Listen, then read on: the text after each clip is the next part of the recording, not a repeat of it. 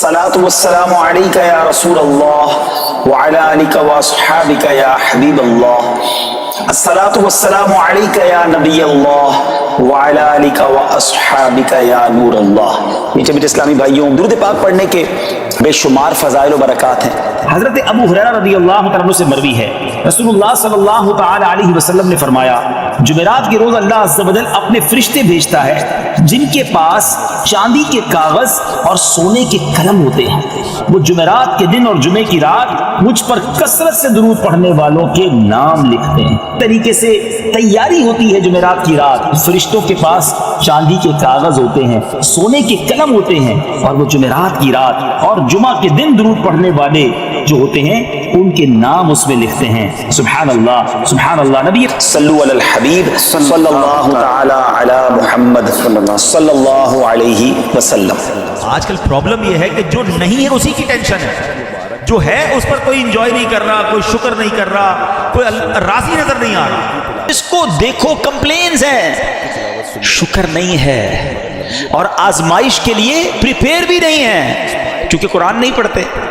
حالانکہ قرآن میں رب عز و جل نے باقاعدہ اناؤنس کر دیا ہے، سورہ بقرہ کی بڑی مشہور آیت ہے، کئی بار سنی ہوگی، وَلَنَبْلُوَنَّكُمْ بِشَيْءٍ مِّنَ الْخَوْفِ وَالْجُوعِ وَنَقْصٍ مِّنَ الْأَمْوَالِ وَالْأَنفُسِ وَالثَّمَرَاتِ وَبَشِّرِ الصَّابِرِينَ الَّذِينَ إِذَا أَصَابَتْهُم مُّصِيبَةٌ قَالُوا إِنَّا لِلَّهِ وَإِنَّا إِلَيْهِ رَاجِعُونَ۔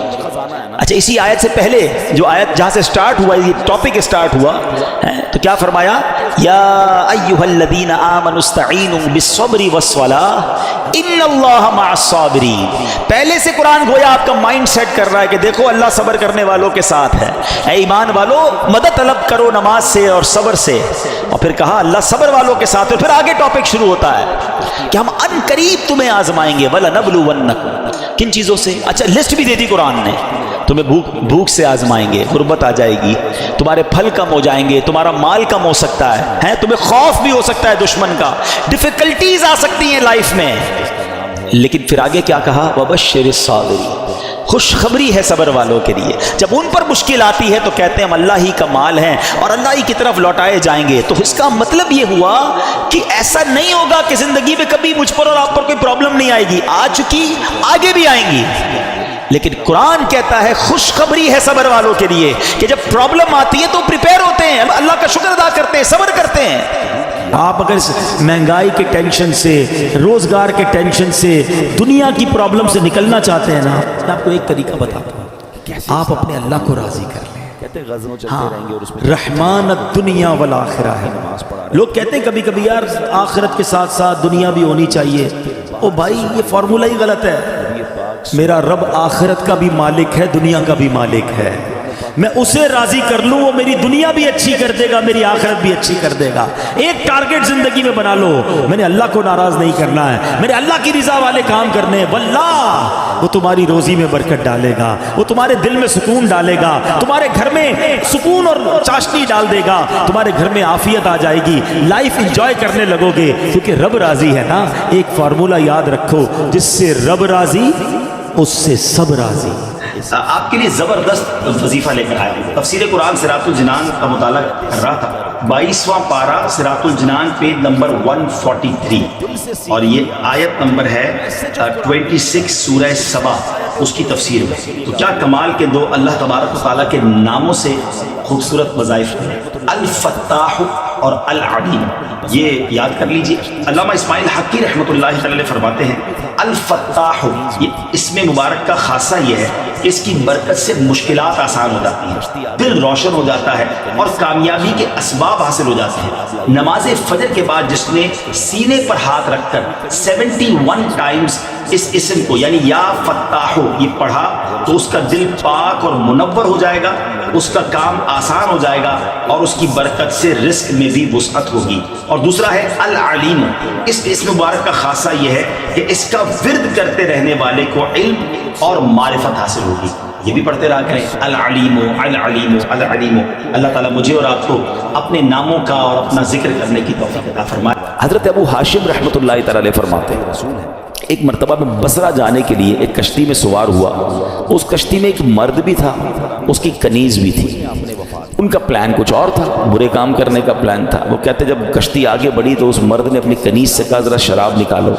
شراب لائی گئی. وہ مرد کشتی میں بیٹھ کے شراب پینے لگا. اپنی کنیز کو کہا کچھ گانا سناؤ. وہ کنیز جو ہے وہ گانا گانے لگی. اب تھوڑی دیر بعد انہوں نے مجھے دیکھا. ابو ہاشم رحمۃ اللہ تعالیٰ کہتے کہ آپ یہ گانا گا رہی ہے, آپ کے پاس اس سے اچھی کوئی چیز ہے؟ وہ اللہ والے تھے. انہوں نے ان کے سامنے قرآن پڑھنا شروع کیا. اب قرآن میں جو ردھم ہے, قرآن میں جو خوبصورتی ہے, قرآن جو دلوں کو امپیکٹ ڈالتا ہے, کیا خوبصورت آیتوں کا انہوں نے انتخاب کیا. انہوں نے قرآن پاک کی سبحان اللہ کون سی سورہ پڑھی؟ سورہ تکویر. یہ ہلا دیتی ہے سورت, اگر سمجھ کے پڑھے نا بندہ کہ جس میں کس طرح قیامت کا رب نے بیان کیا. 30ویں پارے میں یہ سورت ہے. آپ نے تلاوت شروع کر دی اذا الشمس کورت واذا النجوم انکدرت واذا الجبال سیرت. ترجمہ کیا ہے اس کا؟ جب سورج کو لپیٹ دیا جائے گا اور جب تارے جھڑ پڑیں گے اور جب پہاڑ چلائے جائیں گے. ان آیات کو سن کر وہ شخص رونے لگا. جو شراب پی رہا تھا وہ فوراً کپ کپی تاری ہو گئے, رونے لگا.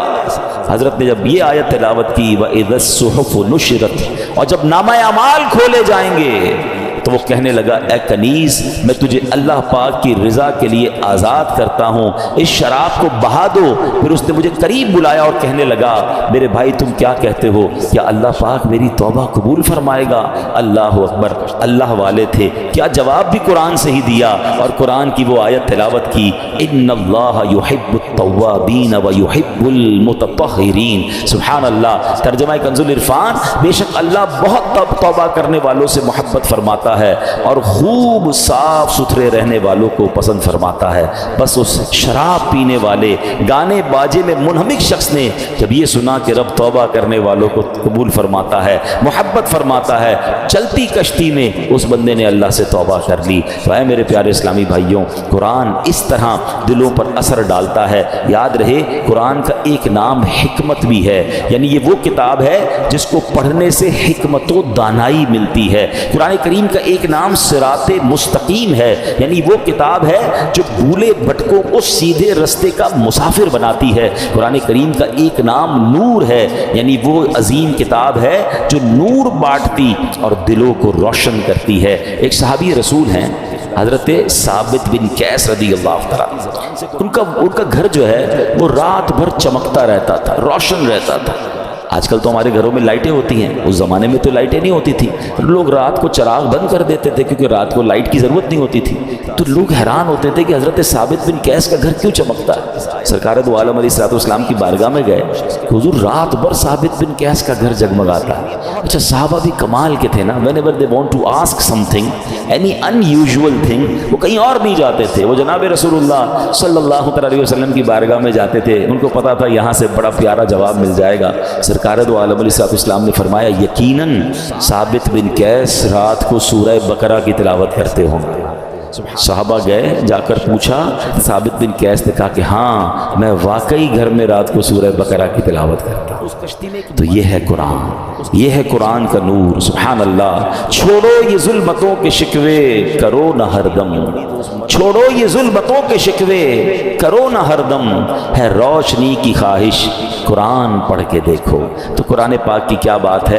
اب قرآن پاک جہاں طبیعتوں پر اثر ڈالتا ہے, انسان کی کیفیتوں پر اثر ڈالتا ہے, وہ قرآن کریم امراض کو بھی دور کرتا ہے. جی ہاں, قرآن کریم باطنی امراض کو بھی دلوں کے صاف کرتا ہے, جسمانی امراض کو بھی کیسے دور کرتا ہے. اب ذرا سنیے گا, قرآن میں اللہ فرماتا ہے یا ایھا الناس قد جاءتکم موعظۃ من ربکم وشفاء لما فی الصدور.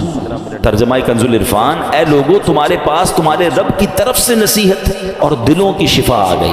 مشہور مفسر قرآن حکیم الامت حضرت مفتی احمد یار خان نعیمی رحمۃ اللہ تعالی علیہ اس آیت کے تحت فرماتے ہیں قرآن کریم رب کی طرف سے بندوں کی روحانی پرورش کا ذریعہ ہے. دل کی بیماریاں جو ان پٹ ہوتا ہے نا, دل کی جو باطنی بیماریاں ہیں, فرمایا جہالت، شک، شرک، نفاق، برے عقیدے، برے اخلاق، حسد، کینہ، ہوس، دنیا کی حرص، عداوت، یہ تمام گناہ جو ہیں ان سے قرآن کریم ان سب کی اصلاح کرنے والا ہے۔ اللہ کرے کہ ہم قرآن کو پڑھیں اور دل سے پڑھیں، انڈرسٹینڈ کرنے کی کوشش کریں کیسے امپیکٹ ڈالتا ہے۔ ایک اور واقعہ سنیں، اللہ ان توبہ کرنے والوں کے صدقے ہمیں بھی سچی توبہ عطا فرمائے۔ علامہ ابن جوزی رحمۃ اللہ تعالی علیہ لکھتے ہیں، ایک عبادت گزار بزرگ تھے، 40 سال تک بر اعظم